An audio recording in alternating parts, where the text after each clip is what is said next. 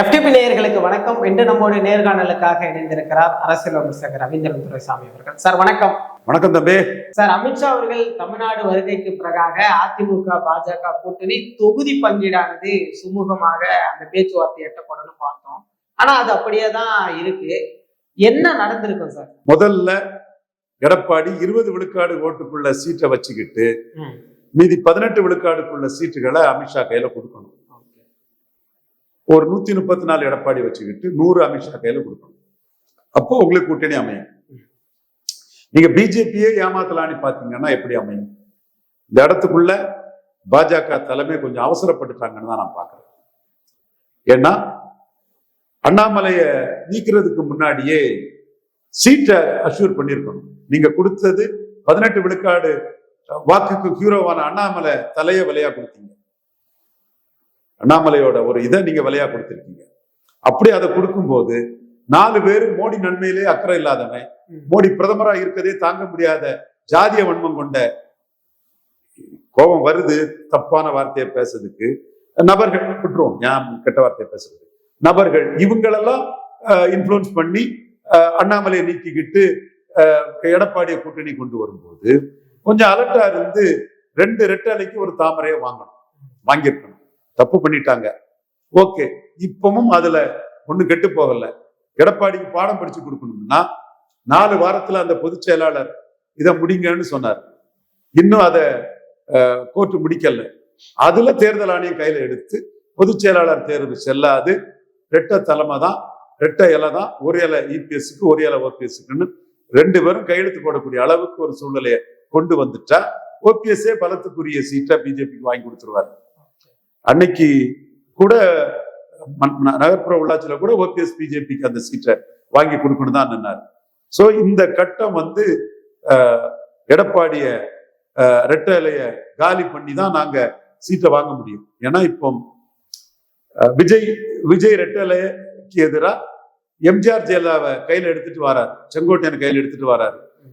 சீமான் bolt அவரு எம்ஜிஆர் ஜாதிவாரி கணக்கெடுப்பு நடத்தல, மேன முத்தரையர் யாதவர், செங்குந்தர், உடையார், விஸ்வகர்மா போன்ற சமூகங்களுக்கு அநீதி பண்ணிட்டாரு.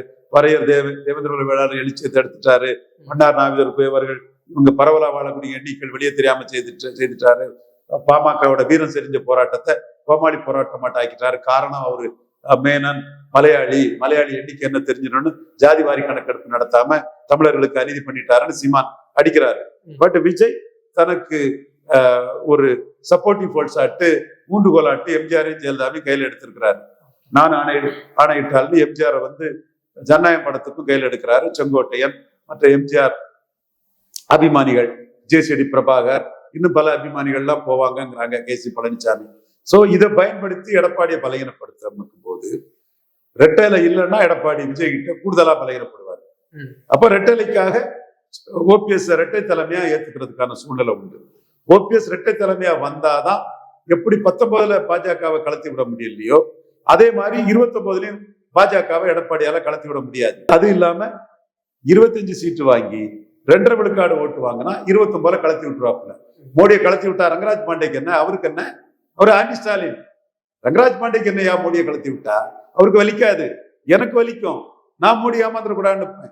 ஏன்னா இந்த ரங்கராஜ் பாண்டேகள், குருமூர்த்தி, சுப்பிரமணிய சாமி, இல கணேசன், ஹெச் ராஜா, எங்க பங்காளி பொன்னார் எல்லாத்தையும் மீறி நான் சொன்னது கரெக்ட்னு மோடி கிட்ட எடுபட்டது.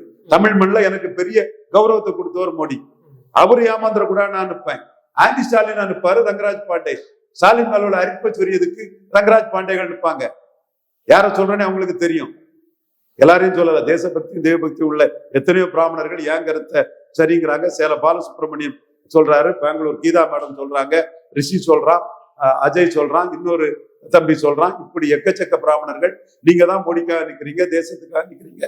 தேசபக்தி உள்ள பிராமணர்கள் மதிச்சு இந்த வியாபார பிராமணர்களை அடிச்சு நிக்கிறீங்கிறத கரெக்டா பிராமண சமுதாயமே தெளிவா சொல்றாங்க. நான் இதை சொல்றதுனால ஒரு சமுதாயத்தை சொல்லிட்டேன்னு யாரும் சொல்லாண்டா.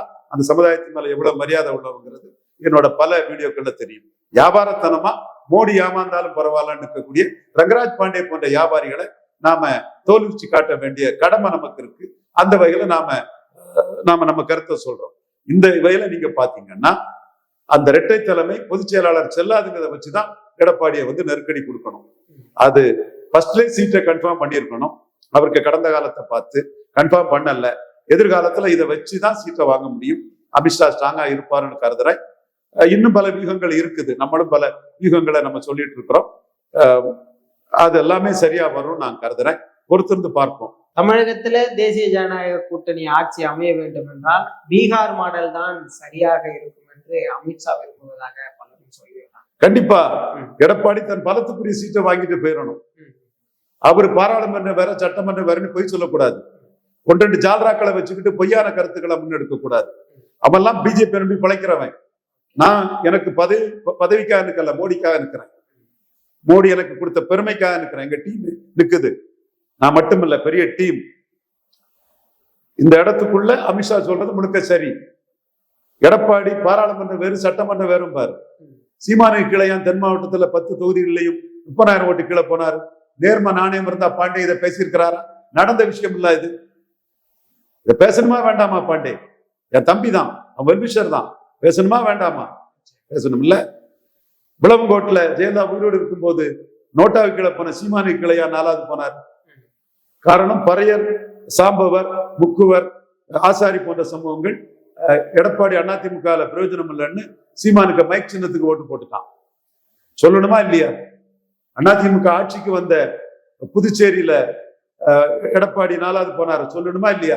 நீ ஏன் கற்பனையா பல நிரூபிக்காத 50 கேண்டிடேட் கூட இல்லாத விஜய மையமா வச்சு சீமானை இரிட்டேட் பண்ணிட்டு இருக்கிற?